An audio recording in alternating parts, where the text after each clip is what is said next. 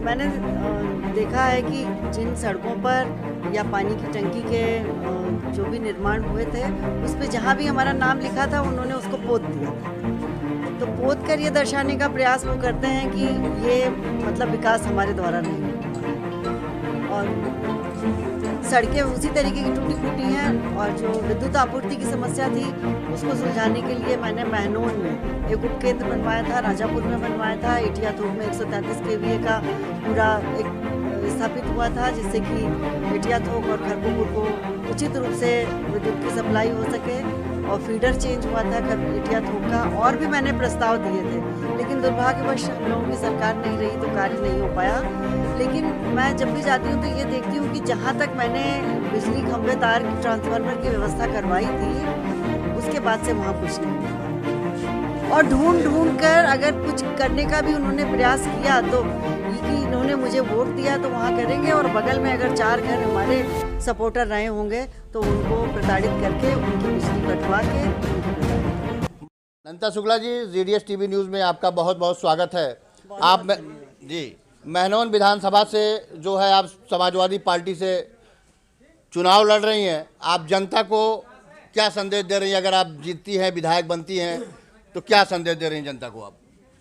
मैं जनता को विकास का और उनकी हर समस्याओं का समाधान करने का संदेश दे रही हूँ, और उनके सुख दुख में साथ रहकर उनकी समस्याओं का निवारण करने का प्रयास करने का संदेश दे रही हूँ। जैसे कि देखिए, तमाम जो है महनौन विधानसभा में तमाम रोड नहीं बने हुए हैं, तमाम टूटी फूटी सड़कें हैं, कई गरीब बेसहारा लोगों को जो है रहने के लिए आवास की व्यवस्था नहीं है, उसके बारे में आप क्या करेंगे?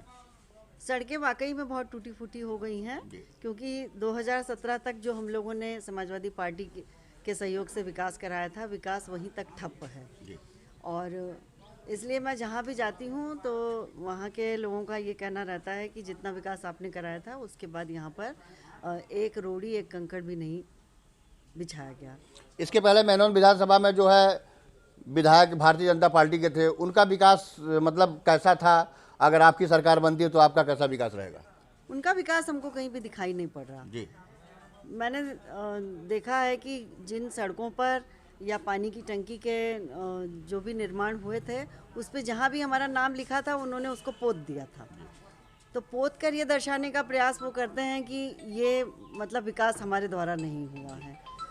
और सड़कें उसी तरीके की टूटी फूटी हैं, और जो विद्युत आपूर्ति की समस्या थी उसको सुलझाने के लिए मैंने महनौन में एक उपकेंद्र बनवाया था, राजापुर में बनवाया था, एटिया थोक में 133 केवीए का पूरा एक स्थापित हुआ था, जिससे कि एटिया थोक और खरगोपुर को उचित रूप से विद्युत की सप्लाई हो सके।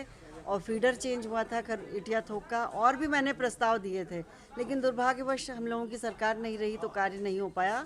लेकिन मैं जब भी जाती हूँ तो ये देखती हूँ कि जहाँ तक मैंने बिजली खंभे तार ट्रांसफार्मर की व्यवस्था करवाई थी, उसके बाद से वहाँ कुछ नहीं हुआ है। और ढूंढ कर अगर कुछ करने का भी उन्होंने प्रयास किया तो ये कि इन्होंने मुझे वोट दिया तो वहाँ करेंगे, और बगल में अगर 4 घर हमारे सपोर्टर रहे होंगे तो उनको प्रताड़ित करके उनकी बिजली कटवा के उनको प्रताड़ित किया है। माननीय राष्ट्रीय अध्यक्ष अखिलेश यादव जी कल गोंडा आए थे। उन्होंने जैसे कि कहा कि 300 यूनिट बिजली फ्री देंगे, पुरानी समाजवादी पेंशन जो है उसकी बहाली करेंगे। इसके बारे में अखिलेश यादव जी तमाम बयानबाजियां कर रही हैं। क्या वो अगर मुख्यमंत्री होते हैं अखिलेश यादव जी तो क्या इस शर्तों को पूरा करेंगे? बिल्कुल पूरा करेंगे। घोषणा पत्र अगर उनका है, और पूर्व में भी जब भी उन्होंने घोषणा पत्र दिया है उसका अक्षरशः पालन किया है। तो 300 यूनिट बिजली फ्री जो है किसानों के लिए बहुत ही राहत की सांस होगी, क्योंकि आप जान रहे हैं कि किसान इस समय बहुत पीड़ित है। एक तो छुट्टा जानवर की समस्या से उनकी फसल बर्बाद हो जाती है, और उसके पश्चात वो जो अगर सिंचाई में डीजल और हर चीज़ का प्रयोग करते हैं तो वो उसका खर्चा वहन नहीं कर पाते हैं।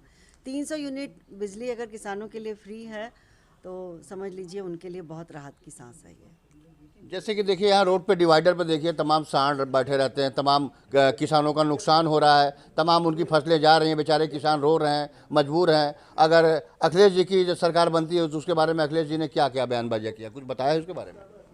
मैं अपने क्षेत्र के बारे में बता रही हूँ कि ये जो छुट्टा जानवर की समस्या है उसके लिए इस सरकार ने गो आश्रय केंद्र स्थापित किए थे।